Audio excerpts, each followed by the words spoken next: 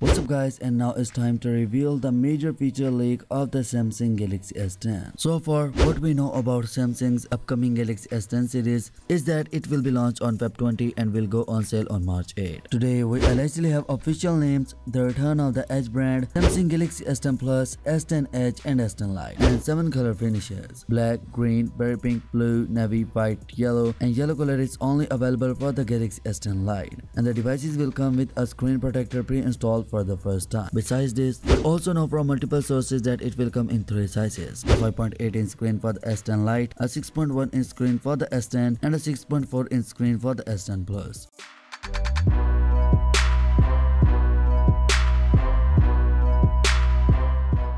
The XD developer have found further new information in the beta of Samsung One UI based on Android 9 Pie, where a new camera mode called Bright Night appeared. This suggests that Samsung finally had a dedicated night mode in the works, as Google, Huawei or Xiaomi already offer. The feature is described with the words: take multiple shots and combine them to get brighter, clear image in the low light without using flash. As the website SamsungMobile.news claims to have learned from the source, the production of the Galaxy S10 has already started and began earlier than usual. The production of the smartphone is more difficult due to the new hardware than with past models.